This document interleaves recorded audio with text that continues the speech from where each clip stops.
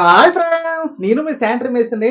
Friends, ఈ రోజు మన టాపిక్ వచ్చి అసలు అపార్ట్మెంట్లలో కానీ కొన్ని అప్స్టైర్ బిల్డింగ్లో కానీ అసలు లీకేజెస్ కి అంటే వాటర్ అన్ని లీక్ అవుతా ఉంటాయి, చెమ్మలు వస్తూ ఉంటాయి. అలాగే మన ప్లంబింగ్ లో లీక్ అవుతా ఉంటాయి. అసలు కారణాలు ఏంటి? సో మనకి అపార్ట్మెంట్ చుట్టూ కూడా కొన్ని అపార్ట్మెంట్స్ చూడండి, పాత అపార్ట్మెంట్లు చుట్టూరు కూడా గోడలు పిచ్చులు తలిపి ఉంటాయి. అలాగే ఎక్కడెక్కడ చెమ్మలు అయిపోయి నాచు పెట్టేసి ఆ ఓట అనేది దిగుతూ ఉంటుంది అనమాట. పెయిన్లు కూడా పోతా ఉంటాయి. సో అసలు అలా రావడానికి కారణాలు ఏంటనేది మనం వీడియోలో తెలుసుకుందాం ఫ్రెండ్స్. ఎందుకు ఈ వీడియో చేస్తానంటే కొన్నిసార్లు ప్లంబింగ్ మేస్త్రులకే కానీ, శానిటరీ మేస్త్రులకే కానీ, అలాగే ఇంజనీర్స్కే కానీ, అలాగే కొంతమంది టాప్ మేస్త్రులే కానీ అపార్ట్మెంట్ సంబంధించింది మెయింటైన్ చేస్తూ ఉంటారు. వాళ్ళు గుమాస్ అంటే సూపర్వైజర్ అనమాట. అపార్ట్మెంట్ సంబంధించింది ఒక ఆర్గనైజర్ ఉంటారు ఆయన. వాళ్ళు పిలుస్తారు మనల్ని. సార్ ఏంటి సార్ లీక్ అవుతున్నాయి, ఏంటి, ఏం చేయాలి, ఏంటి అని మనం అడుగుతా ఉంటాం. మనకి అర్థం కాదనమాట. సో అటువంటి వారికి ఈ వీడియో అనేది చాలా హెల్ప్ఫుల్ గా ఉంటుంది అనమాట. అందుకోసం ఈ వీడియో చేయడం జరుగుతుంది.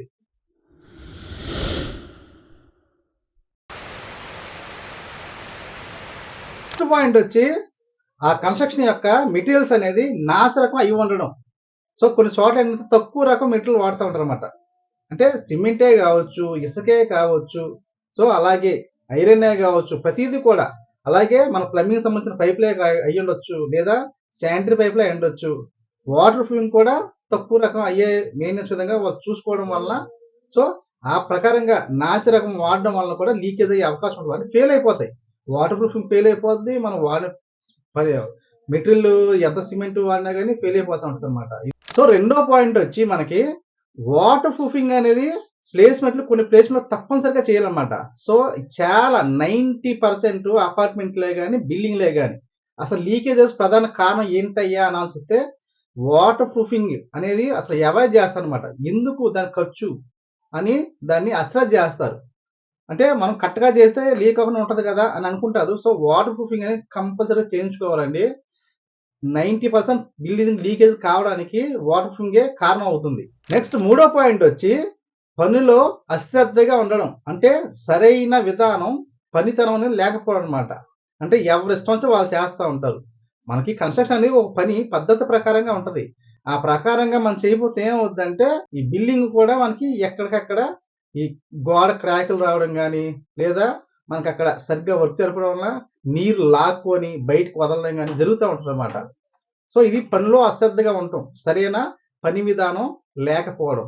నాలుగో పాయింట్ వచ్చి మనకి టెర్రస్ పైన అంటే టాప్లో వాటర్ పోయే ఫ్లోరింగ్ ఫ్లోరింగ్ అనేది ఒక విధానం చేయకపోవడం.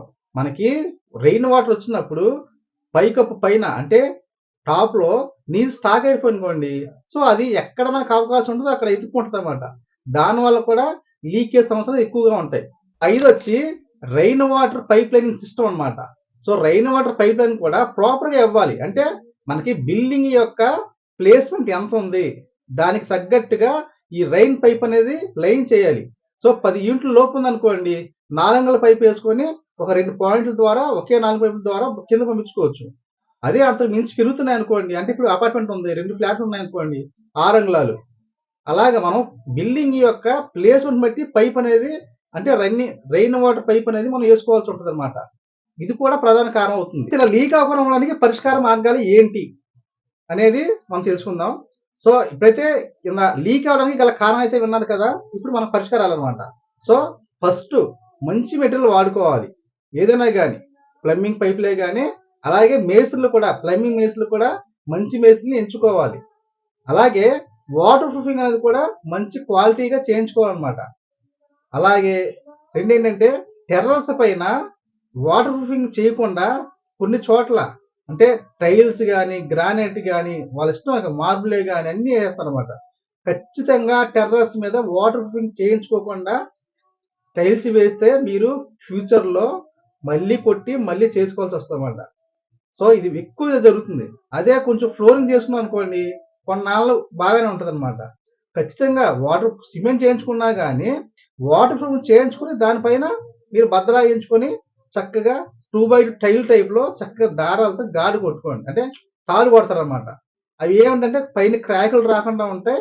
అలాగే ఈ సిమెంట్ అనేది నీరు కింద దిక్కకుండా ఆఫ్ చేస్తుంది అనమాట, వాటర్ ప్రూఫింగ్ చేసి దానిపైన సిమెంట్ ఫ్లోరింగ్ చేయడం వలన. సో కొంతమంది ఏం చేస్తారంటే టైల్ చేస్తున్నారు, ఎపాక్సీ పెట్టినా ఏమైనా నీళ్ళు స్టాక్ అవుతాయి. అలాగే వాటర్ సరిగ్గా లేకపోవడం వల్ల టైల్స్ కానీ, ఫ్లోరింగ్ కానీ, అలాగే గ్రానైట్ వేసినా ఏం వేసినా కానీ కొన్ని చోట్ల గార్డెన్ కూడా పెడతా ఉంటారు. సో దానికి సంబంధించిన వాటర్ కూడా ఖచ్చితంగా చేయించుకోవాలండి. గార్డెన్ పెడతామంటే కాదు, వాటర్ ఖచ్చితంగా చేయించుకున్నాకే మనం గార్డెనింగ్ అనేది ఏర్పాటు చేసుకోవాలి. నెక్స్ట్ అలాగే ఎప్పటికప్పుడు ఏమైనా ఈ ప్లంబింగ్ వర్క్ కానీ, లీకేజ్ కానీ చిన్న సమస్య రాగానే దాన్ని చాలా ఫాస్ట్ గా మనం దానికి సంబంధించిన ప్లంబరే కావచ్చు, దానికి సంబంధించిన వర్కర్ తీసుకొచ్చి వెంటనే చేయించేసుకోవడం బెస్ట్ అన్నమాట. అలాగే బాత్రూమ్ లో ఏమైనా టైల్స్ సంబంధించిన గ్యాప్లు సరిగ్గా ఉన్నాయో లేవో చూసుకోవాలి. ఎక్కడైనా చిన్న గ్యాప్ రాగానే దాన్ని వెంటనే ఫిల్అప్ చేయించుకోవాలన్నమాట. బాత్రూమ్ లో కంపల్సరీగా బాత్రూమ్ కానీ, వాష్ ఏరియా కానీ, రెయిన్ వాటర్ పడే బాల్కనీ కానీ, ఏమైనా కాడాలు కానీ ఉంటే అక్కడ కంపల్సరీగా టైల్స్ లో 3mm కానీ, 4mm కానీ గ్యాప్ ఇచ్చి స్పేసులు పెట్టించి కంపల్సరీగా ఎపాక్సీ అయితే చేయించుకోవాలి. అలాగే ఎక్కడైతే వర్షం పడుతుందో వాష్ ఏరియా కానీ, అలాగే బాత్రూమ్స్ లో కానీ కంపల్సరీగా రెయిన్ వాటర్ పడే ఏ ఏరియా కానీ కంపల్సరీగా వాటర్ ప్రూఫ్ చేసుకున్నాకే దానిపైన మీరు డ్రైన్ ప్లంబింగే కానీ, అలాగే టైల్స్ కానీ చేయించుకోండి. ఇది బెస్ట్. ఫ్రెండ్స్ ఇందాక కారణాలే ఉన్నారు, ఇప్పుడైతే పరిష్కారం ఉన్నారు. సో విన్నారు కదా ఫ్రెండ్స్, వీడియో అయితే చూశారు కదా మీరు. సో ఇప్పుడు నేను చెప్పిన వీడియోలో ఈ సంబంధించిన సూత్రాలన్నీ కూడా మీరు పాటించినట్లయితే సో ఇల్లు కట్టుకున్న ఫ్యామిలీ అనేది చాలా హ్యాపీగా ఉంటుంది అనమాట. ఈ పైవేవి పాటించకుండా మన ఇష్టం వచ్చిన మనం కన్స్ట్రక్షన్ చేసుకున్నాం అనుకోండి, సో తర్వాత ఫ్యూచర్లో చెయ్యేసుకొని ఏడవలసి వస్తుంది అనమాట. సో చాలా ఇబ్బంది పాలవుతాం. మనం ఒక 10,000 తక్కువ ఖర్చుతో అయిపోతుందని అనుకున్నాం అనుకోండి, దానికి సంబంధించిన ఫ్యూచర్లో కొన్ని రెట్లు తీసుకుంటుంది. అంటే 10,000 తక్కువ ఇది ఫ్యూచర్లో లక్షల్లో అవుద్ది అనమాట. సో ఇదైతే గుర్తుపెట్టుకోండి ఫ్రెండ్స్. సో ఫ్రెండ్స్, ఇంతవరకు నేను చేసిన మీకు ఇన్ఫర్మేషన్ నచ్చినట్లయితే వీడియో తప్పకుండా లైక్ చేయండి. అలాగే మీరు మీ ఫ్రెండ్స్కి కానీ, సో మీ రిలేషన్స్ కానీ ఈ వీడియోని తప్పకుండా షేర్ చేయండి.